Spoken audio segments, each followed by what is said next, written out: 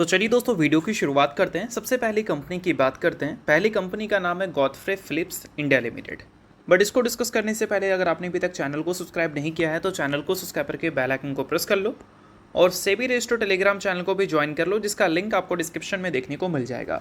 और एक डिस्क्लेमर भी है, जो भी कंपनी से रिलेटेड न्यूज़ एंड अपडेट्स हम लोग कवर करेंगे वो सारी न्यूज़ एंड अपडेट्स सिर्फ और सिर्फ एजुकेशन पर्पज़ के लिए है, सीखने के लिए है।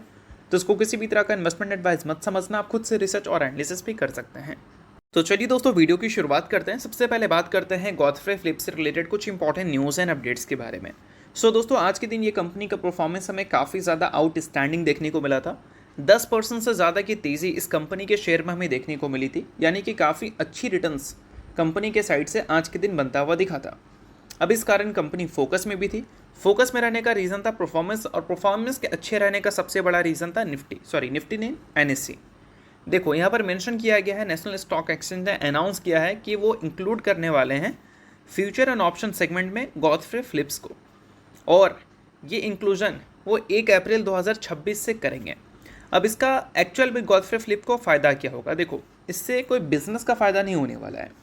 इससे फ़ायदा ये होगा कि इस कंपनी के वॉल्यूम्स अब हमें पहले के मुकाबले काफ़ी अच्छे देखने को मिलेंगे।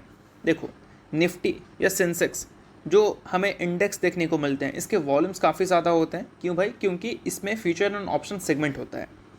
अगर F&O सेगमेंट को हम हटा दें तो फिर जो वॉल्यूम्स है वो काफ़ी ज़्यादा ख़राब हो जाते हैं, जो कि आप सभी को पता ही होगा। अब कोई भी कंपनी जब फ्यूचर एंड ऑप्शन सेगमेंट का पार्ट नहीं होती है तो वो कंपनी के वॉल्यूम कम होते हैं, क्योंकि वो कंपनी में लोग उतना ज़्यादा पोजीशंस बनाते नहीं हैं।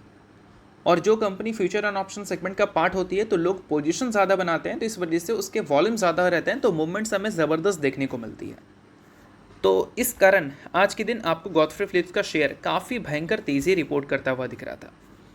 अब देखो दोस्तों, ये सारी चीज़ों के बाद अगर हम बात करें इस कंपनी की, तो अभी कंपनी 52 वीक हाई से 47% नीचे है, यानी कि काफ़ी ज़्यादा करेक्ट हो चुकी है कंपनी अपने 52 वीक हाई से। अब ऐसे टाइम पे कंपनी से रिलेटेड कोई अच्छी न्यूज़ हमें सुनने को मिले जो कि काफ़ी अट्रैक्टिव भी हो, तो ऑब्वियस सी बात है कि ऐसी तेज़ी आपको देखने को मिल जाएगा। और इसी कारण आज के दिन गॉडफ्रे फिलिप इतना ज़्यादा फोकस में देखने को मिल भी रही थी। अब देखो दोस्तों, इस कंपनी में गिरावट जो हुआ है, उस गिरावट में इस कंपनी के वैल्यूएशंस भी काफ़ी ज़्यादा टूटे हैं। 45 से ऊपर के प्राइस टू अर्निंग मल्टीपल्स पे कंपनी दिखती थी, बट अभी अगर देखोगे तो कंपनी का प्राइस टू अर्निंग मल्टीपल्स 25 से भी नीचे आ चुका है। तो देखो, वैल्यूएशन का जब करेक्शन होता है तो वो नेगेटिव पॉइंट नहीं होती है। नेगेटिव पॉइंट तब होती है जब वो कंपनी के अर्निंग्स भी नीचे आ रहे हैं। अब ये कंपनी के अर्निंग्स क्या नीचे आ रहे हैं? नहीं भाई, अर्निंग्स कंपनी के नीचे नहीं आ रहे हैं, कंपनी का वैल्यूएशंस नीचे आ रहा है। तो इसका मतलब ये है कि अगर आगे चलकर कंपनी अपने अर्निंग्स को लगातार मेंटेन कर पाई पहले की तरह, तो कहीं ना कहीं वैल्यूएशन अट्रैक्टिव कंपनी का दिखने लगेगा, और इस वजह से बाइंग इंटरेस्ट भी देखने को मिल सकता है, और वापस से कंपनी में एक रिकवरी की भी पॉसिबिलिटीज़ बन सकती है। ये सारी चीज़ें मैं आपको सिखाने के लिए बता रहा हूँ, किसी भी तरह की रिकमेंडेशन नहीं है, क्योंकि ये सारी चीज़ों को बिगिनर देखते नहीं हैं, और बिगिनर नहीं देखते हैं इस वजह से मैक्सिमम कंपनी में क्या है कि वो ट्रैप होते हैं, और जो एक्सपीरियंस इन्वेस्टर होते हैं वो हमेशा इन सारी चीज़ों के टाइम अपॉर्चुनिटी देखते हैं, जो कि अभी आपको मार्केट में भयंकर गिरावट दिखा था। इस गिरावट में बड़ी बड़ी कंपनीज़ में बड़ी गिरावट आपको देखने को मिल रही थी, चाहे छोटी कंपनी हो या बड़ी कंपनी हो। तो ऐसे टाइम पे क्या है कि जो बिगिनर होंगे वो तो कंप्लीट मार्केट से निकल जाएंगे, बट जो एक्सपीरियंस होंगे वो मार्केट में अपॉर्चुनिटी देखेंगे और वो अपॉर्चुनिटी ग्रैब करेंगे। तभी जब मार्केट अच्छा होगा तो सबसे ज़्यादा पोर्टफोलियो उनका ही ग्रीन रहता है। तो ये सारी चीज़ें आपको आइडिया होना चाहिए। अब दोस्तों, वीडियो में आगे बढ़ने से पहले बात कर लेते हैं सेबी रजिस्टर्ड टेलीग्राम चैनल के बारे में। यहाँ पर कई सारी चीज़ें आपके लिए काफ़ी ज़्यादा यूज़फुल रहती है। तो अगर आपने अभी तक चैनल को ज्वाइन नहीं किया है तो वेट मत करो, अब फटाफट जाकर चैनल को ज्वाइन कर लो, लिंक आपको डिस्क्रिप्शन में दिख जाएगा। ज्वाइन करने का सबसे बड़ा बेनिफिट ये है कि मार्केट खुलने से पहले मार्केट से रिलेटेड क्या ऐसी इंपॉर्टेंट न्यूज़ है, यानी कि प्री मार्केट न्यूज़, वो सारी चीज़ें आपको यहाँ पर अपडेटेड देखने को मिल जाती है, जिसको आप चेकआउट कर ये आइडिया लगा सकते हैं कि मार्केट का बिहेवियर कैसा रह सकता है। और इसके अलावा दोस्तों, मल्टीपल कंपनीज़ में रीसेंट टाइम में मार्केट वॉलेटिलिटी की वजह से काफ़ी भयंकर फॉल देखने को मिला है, तो उन सारी कंपनी के टेक्निकल्स को भी प्रॉपर एनालिसिस कर यहाँ पर अपडेट किया गया है, जिसको भी आप चाहो तो चेकआउट कर सकते हो बिल्कुल फ्री में। तो लिंक डिस्क्रिप्शन में है चैनल का, लिंक के थ्रू जाकर चैनल को बिल्कुल आप फ्री में ज्वाइन कर लो। तो चलिए दोस्तों, बात करते हैं अगली कंपनी के बारे में। अगली कंपनी का नाम है V2 रिटेल। कल के दिन ये कंपनी आपको 90% एडजस्ट होती हुई दिखेगी, क्योंकि ये कंपनी ने हाल ही में 1:10 के रेशियो में स्प्लिट अनाउंसमेंट किया था, और कल के दिन कंपनी का रिकॉर्ड डेट एक्स डेट है। सो अगर आप इस कंपनी के शेयर होल्डर हैं तो इस चीज़ को ध्यान में रखना कि कल के दिन कंपनी टेक्निकली 90% एडजस्ट होगी, जिससे आपको पैनिक नहीं करना है। जैसे ही एक के बदले 10 शेयर आपको मिलेगा तो आपके जो 90% टेक्निकल एडजस्टमेंट है पोर्टफोलियो में वो बैक टू नॉर्मल हो जाएंगे। तो मैक्सिमम बिगिनर क्या है कि पैनिक करने लगते हैं, बट ऐसे टाइम पे आपको पैनिक नहीं करना होता है, ये चीज़ आपको पता होना चाहिए। बाकी अगर हम बात करें अगली कंपनी के बारे में तो अगली कंपनी का नाम है दोस्तों वीवेल। आज के दिन वीवेल की परफॉर्मेंस भी काफ़ी अच्छी देखने को मिली थी, 4 से 5% तक की तेज़ी वीवेल के शेयर में हमने विटनेस किया था। अब ये तेज़ी आने का 2 रीज़न है। पहला रीज़न, वीवेल में हाल ही में काफ़ी ह्यूज करेक्शन हमें देखने को मिला है और वीवेल के साथ मार्केट भी काफ़ी ह्यूज पिटा है। तो अभी जो कंपनीज गिर रही हैं उस गिरावट का मेन कारण उस कंपनी से रिलेटेड नेगेटिव न्यूज़ नहीं है, मार्केट का सेंटिमेंट है। मार्केट का जब सेंटिमेंट ख़राब होता है तो अच्छी से लेकर ख़राब कंपनी सभी पिटती हैं।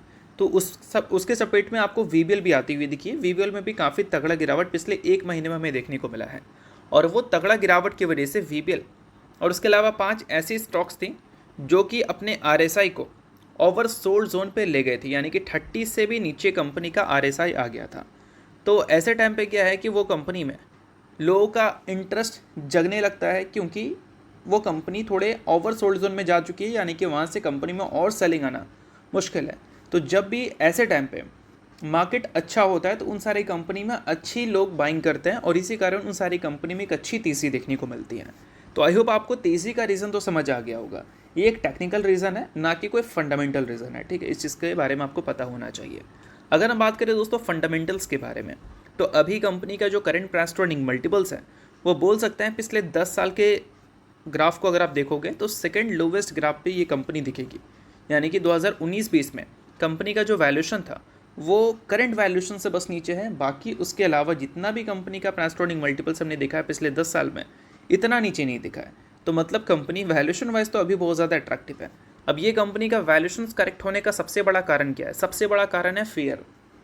इन्वेस्टर्स को डर लग रहा है कि कंपनी जो कंसिस्टेंट ग्रोथ हमें दिखाया करती थी अपने रेवेन्यू एंड प्रॉफिट में, वो कैंपा कोला के आने की वजह से आगे चलकर क्या अपने रेवेन्यू एंड प्रॉफिट ग्रोथ खो सकती है। क्योंकि अभी हाल ही में कंपनी ने जो पिछले 1 साल में नंबर शो किया है उसमें रेवेन्यू मात्र 8% से ग्रो किया है और प्रॉफिट मात्र 11% से ग्रो किया है। और इसी वजह से ये फेयर इन्वेस्टर्स के अंदर है। और कैंपा कोला रिलायंस की कंपनी है तो रिलायंस की वजह से भी ज़्यादा डर है। तो इसी कारण कंपनी में लगातार करेक्शंस हो रही है, क्योंकि डर है लोगों को कि कंपनी हो सकता है पहली जैसी ग्रोथ हमें रिपोर्ट करती हुई देखने को ना मिले। तो आई होप आपको इसके बारे में तो समझ आ गया होगा कि गिरावट क्यों हो रही है, वैल्यूएशंस लगातार कंपनी का क्यों टूट रहा है, पिछले 5 साल के लोएस्ट लेवल पे कंपनी का करंट वैल्यूएशन क्यों है। बाकी अगर हम इन सारी चीज़ों के बाद वीवेल के प्लान की बात करें कि वीवेल क्या कर रही है, तो वीवेल का प्लान ऐसा नहीं कि ख़राब है, वीवेल भी अच्छा कर रही है। देखो अभी के टाइम पे देखोगे तो वो डोमेस्टिक एक्सपेंशन फेज से ज़्यादा इंटरनेशनल ग्रोथ स्ट्रैटेजी पे ध्यान दे रही है। और ये इसलिए हो रहा है क्योंकि डोमेस्टिक मार्केट कंपनी को सबसे ज़्यादा रेवेन्यू तो देता है, बट डोमेस्टिक मार्केट में कैंपा कोला की वजह से कंपटीशन बढ़ रही है और इस कारण वीवेल इंटरनेशनल मार्केट में शिफ्ट कर रही है ताकि वहाँ से कंपनी को एक अच्छा चंक ऑफ रेवेन्यू मिले, जिससे डोमेस्टिक मार्केट के नुकसान को कंपनी भर दे। और इस वजह से कंपनी आगे चलकर जो ग्रोथ हमें दिखाएगी उस ग्रोथ में डोमेस्टिक मार्केट का कंट्रीब्यूशन कम दिखेगा और इंटरनेशनल मार्केट का कंट्रीब्यूशन ज़्यादा दिखेगा। और आगे चलकर की जो मैं बात बोल रहा हूँ वो और कभी की नहीं, मतलब 2026 की ही बात हो रही है। और अभी अगर देखोगे तो ऐसा नहीं कि कंपनी डोमेस्टिक मार्केट पे एकदम ध्यान ही नहीं दे रही है, वहाँ पर भी कंपनी का ध्यान है। कंपनी ने 2022 के कैलेंडर ईयर में जो कैपेसिटी शो किया था उसको 45% से बढ़ाने के लिए 3100 करोड़ से लेकर 4500 करोड़ तक का कैपेक्स किया था 2025 में। तो कंपनी डोमेस्टिक मार्केट में भी तो ध्यान दे रही है, ये हम मान सकते हैं। बट फिलहाल कंपनी का मेन ज़्यादा फोकस जो है वो इंटरनेशनल मार्केट है, ताकि वहाँ से कंपनी को एक अच्छा ग्रोथ मिल सके। और इसमें खासकर अफ्रीका का मार्केट है, जहाँ पर कंपनी स्नैक्स सेगमेंट में, सॉफ्ट ड्रिंक सेगमेंट में और इनफैक्ट बियर सेगमेंट में भी एक अच्छा नाम बनने के लिए बड़े बड़े एक्विजिशंस भी करती हुई दिख रही है। तो ये सारी चीज़ों का आपको आइडिया होना चाहिए अगर आप वीवेल के इन्वेस्टर हैं तो। बाकी जितनी भी चीज़ें मैं बता रहा हूँ आपको वो सभी एजुकेशन पर्पज़ के लिए, किसी भी तरह का रिकमेंडेशन नहीं है, तो इस चीज़ के बारे में भी आपको पता होना चाहिए। बाकी ये वीडियो यहीं तक था। आप करता हूँ वीडियो आपको अच्छा लगा होगा तो चला लाइक कीजिए, पहली बार सब्सक्राइब कीजिए। वीडियो के लिए बहुत बहुत शुक्रिया।